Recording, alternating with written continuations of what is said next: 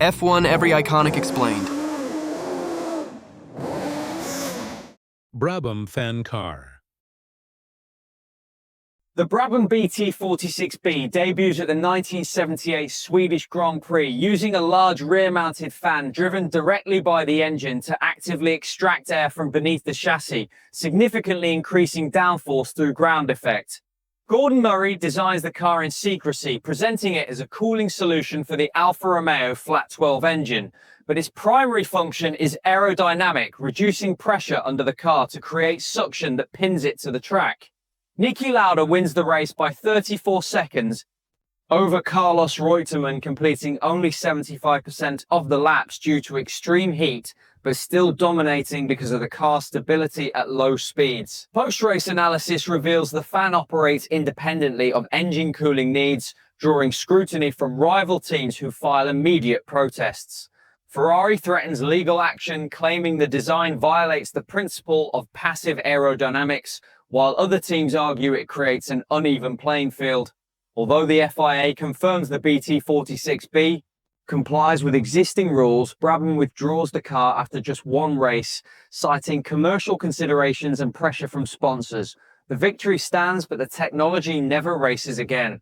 This precedent of legal yet unacceptable innovation paves the way for future exploits like the twin-keel front wing, where engineering creativity pushes regulations to their breaking point. Arrow's twin-keel front wing. Arrows introduces the A21 in 1999 with a split chassis design that mounts the front wing between two parallel keels, allowing cleaner airflow underneath the car and improving overall aerodynamic efficiency. The configuration bypasses FIA rules requiring a single central keel by technically maintaining structural continuity while splitting load paths, exploiting a loophole in the interpretation of chassis integrity standards. Teams including Jordan and Williams observed the design closely during our pre-season testing, noting lap time improvements of up to 0.2 seconds in slow corners. By mid-2000, after 3 races featuring the A21, the FIA bans the system, ruling it contradicts the intended purpose of the single keel regulation, even if not explicitly prohibited.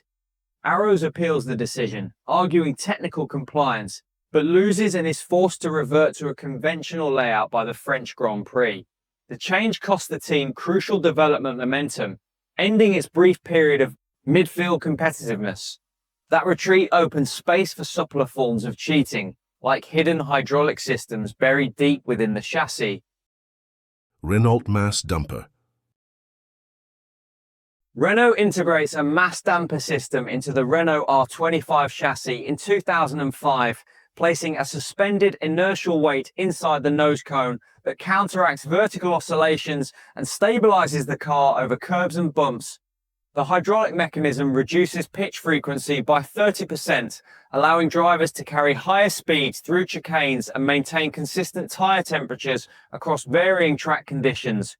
Fernando Alonso records lap times 0.3 seconds faster than rivals on comparable setups during the European and Hungarian Grand Prix.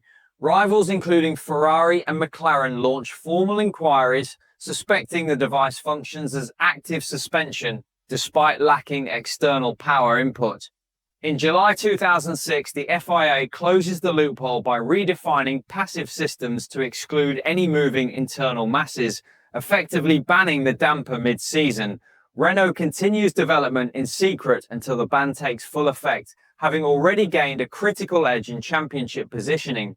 This invisible advantage inspires copycats, some successful, others caught before they ever reach the grid. Lotus foot-pumped fuel system. Lotus experiments with a foot-operated fuel pump system in 1981, installing a secondary pedal activated by the driver's left foot to regulate fuel flow independently of the throttle. The system allows leaner combustion mixtures during straight-line sections, reducing consumption without sacrificing power output, giving the Lotus 87 a range advantage of approximately 12 kilometers per tank. Engineers claim it improves fuel efficiency by 6.4% under race conditions, enough to skip a pit stop at circuits like Hockenheim. During post-race scrutineering at the German Grand Prix, officials discover the auxiliary pedal, and confirm it provides direct mechanical control over engine parameters, violating Article 8.4 of the technical regulations prohibiting driver-assisted systems. The FIA responds by tightening language around manual input devices, banning any non-steering, non-braking, non-gearshift actuation methods. The car is disqualified from results, though no points penalty is applied since it finished outside the top 10. While never raced competitively, the concept haunts regulators for decades. Williams X-ray bottoming. Williams uses UV reactive fluorescent paint on the underside of its FW15C floor during the 1993 season to monitor ride height and detect bottoming contact with the tarmac under high-speed loads. Applied in thin strips along the plank, the paint glows under blacklight inspection when worn away, revealing how often and where the chassis scrapes the surface. Data used to fine-tune suspension settings and maximize downforce without triggering FIA deflection tests. Drivers report improved confidence entering fast corners like Eau Rouge and Silverstone's maggots. After multiple teams complain about unfair data advantages, the FIA bans all visual wear indicators in 1994, classifying them as undeclared telemetry systems.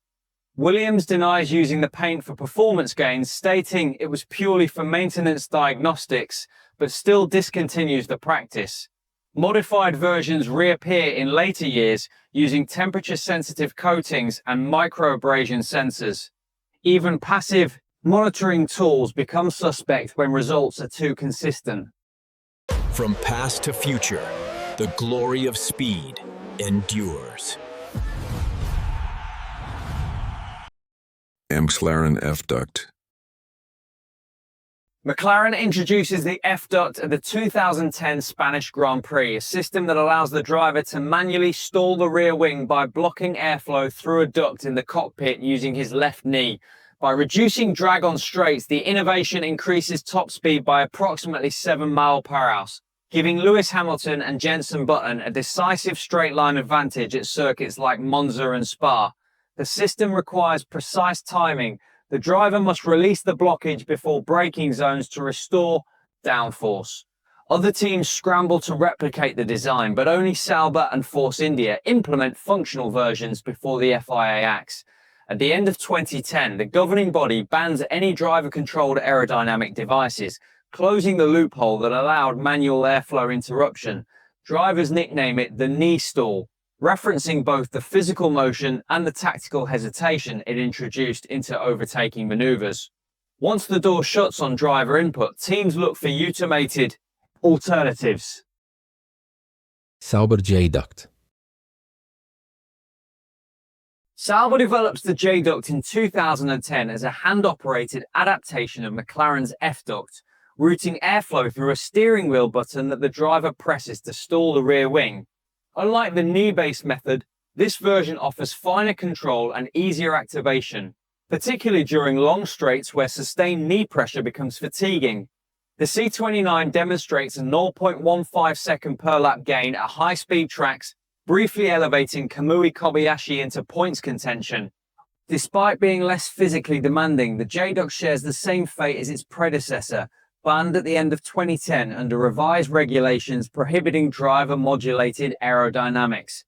The similarity in function, regardless of activation method, leads the FIA to treat both systems identically. Sauber abandons further development, focusing instead on exhaust-blown diffuser concepts emerging in 2011. When one path closes, engineers pivot to exhaust pipes. Ferrari automatic gearbox. Ferrari builds and tests an automatic gearbox system in 1979 that shifts gears without driver input or clutch operation, using hydraulic actuators triggered by engine RPM thresholds.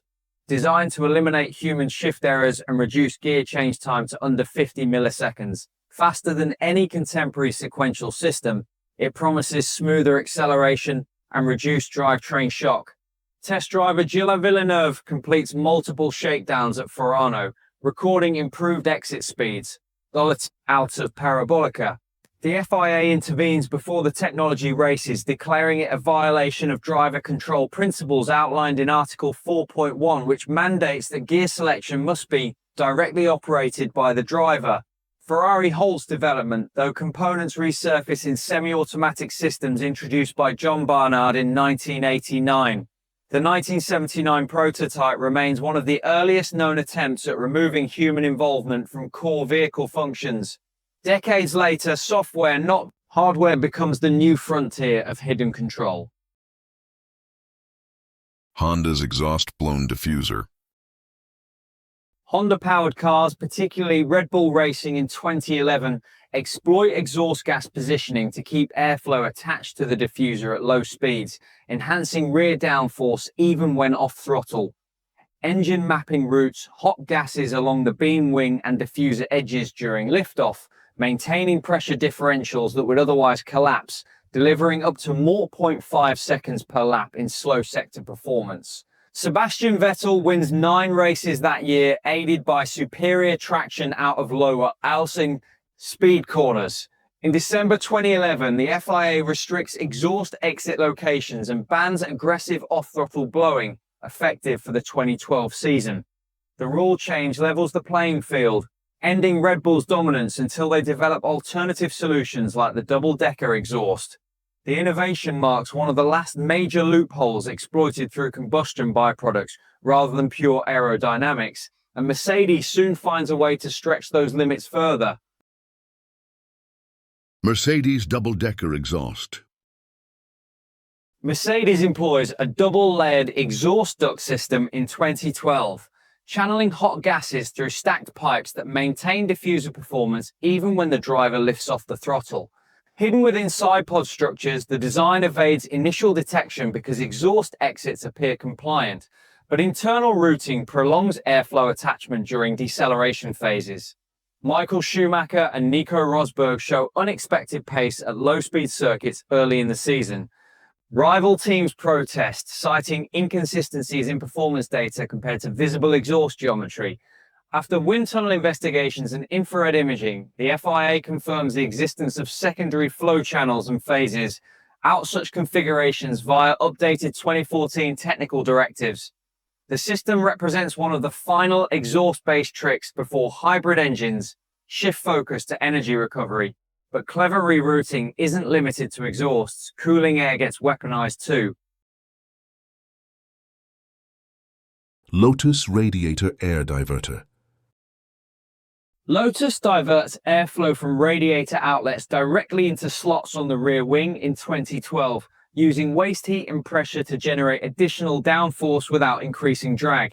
The system channels air through concealed ducts in the engine cover, feeding boundary layer control surfaces that stabilize weight turbulence behind the car.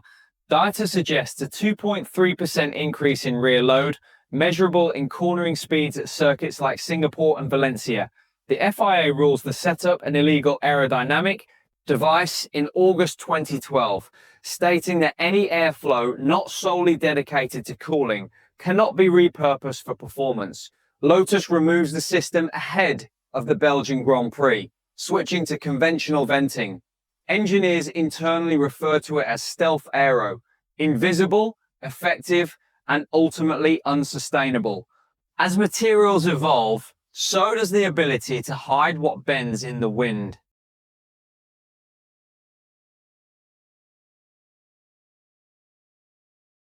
McLaren's MP418 features a front wing that deflects downward by over 75mm at speeds above 200 h in 2003, reducing drag and improving straight-line efficiency while passing static FIA load tests at 0 km. The wing returns to legal height when slowed, making real-time compliance impossible to verify with existing protocols. Testing reveals a 0.4 second lap time benefit, particularly at high-speed venues like Monza and Suzuka. The FIA introduces dynamic deflection testing in 2007, requiring wings to withstand force while simulated airflow is applied. Though McLaren abandons the MP418 due to reliability issues, the concept resurfaces subtly in later years. Mercedes' 2021 W12 shows similar behavior under high-speed camera analysis. No penalties are issued, but suspicions remain widespread. Some systems aren't built, they're balanced on the edge of legality. Lotus pneumatic suspension. Lotus engineers a pneumatic suspension system in 1992 that replaces traditional springs with compressed air chambers, enabling instant adjustment of ride height and damping response. Capable of adapting to track irregularities in under 10 milliseconds, the system maintains optimal floor-to-ground clearance, maximizing ground effect efficiency throughout the lap. Wind tunnel models show a 4.1% gain in underfloor downforce compared to steel springs. Before any test drive occurs, a tip-off leads the FIA to inspect the project, resulting in a preemptive ban under active suspension regulations set to take effect in 1994. Design blueprints are archived and forgotten until rediscovered in a 2010 document leak. The system remains one of the most advanced unreleased innovations in F1 history. When mechanics fail, electronics step in and get stopped just as fast. Braun GP steering mounted brake lever. Yes, Braun GP installs a secondary brake lever on the steering wheel in 2009, allowing drivers to adjust front brake bias mid-corner without taking hands off the wheel. Operated by the thumb, the lever modulates hydraulic pressure to the front calipers, improving turn-in stability and reducing lockups on cold tyres. Jenson Button credits the system for his strong starts and consistent race pace during the first half of the season. After complaints from Ferrari and McLaren, the FIA reviews the setup and determines it violates Article 11.3, which permits only one brake pedal operated by the driver's foot. Braun removes the lever after the European Grand Prix, ending its use mid-season. Despite its short lifespan, the innovation influences future steering wheel design, albeit within stricter boundaries. Even small levers can upset the balance of competition.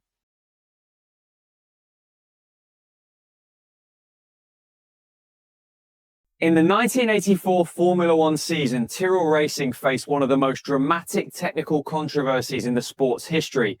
As the only team still running a naturally aspirated Cosworth V8 in an era dominated by turbocharged engines, Tyrrell struggled to keep up in raw power. Looking for any legal edge, they exploited a loophole involving the water injection system, officially used to cool the air intake. During pit stops, Tyrrell mechanics filled a supplementary water tank with a mixture of water and lead-shot tiny lead pellets. The idea was that the car would run under the minimum weight limit during the race, gaining performance. Then at the end, the tank would be refilled or topped up so that the car met minimum weight during post-race inspection.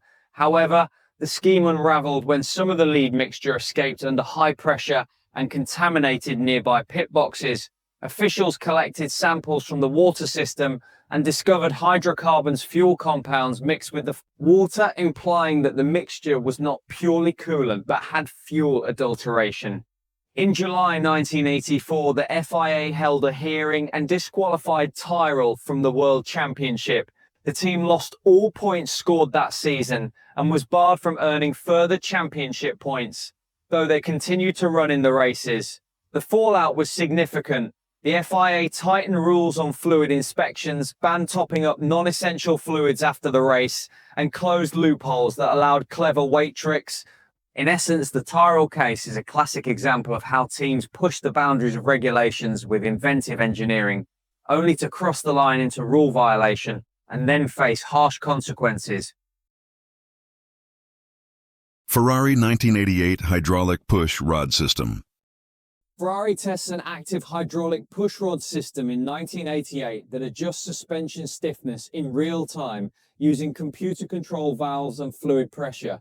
Linked to accelerometers and ride height sensors, the system reacts within 8 milliseconds to changes in load, keeping tyres consistently planted on uneven surfaces. Early tests at Fiorano show a 12% improvement in lateral grip through chicanes. Due to concerns over complexity and driver aid, the FIA includes hydraulic pushrods in the 1994 ban on all active suspension technologies. Ferrari shelves the project, though core principles resurface in modern adaptive damping systems used post-2010. The 1988 prototype marks one of the earliest fully integrated smart suspension attempts. Control shifts from hydraulics to algorithms, but the goal stays the same. Ferrari Throttle Gate. Ferrari implements secret engine software in 2007 that automatically delays throttle response during wet conditions, reducing wheel spin and improving traction without driver input. The system activates based on sensor data and is undetectable during standard ECU audits, functioning as a covert traction control substitute in defiance of the 2001 ban. Internal logs show a 0.19 second advantage per lap in mixed conditions. The system is exposed in 2007 after a whistleblower leaks evidence to the FIA, leading to a confidential investigation under the International Tribunal. Ferrari receives a $100 million financial penalty and is barred from prize money distribution for 1 season, the harshest non-disqualification sanction in F1 history.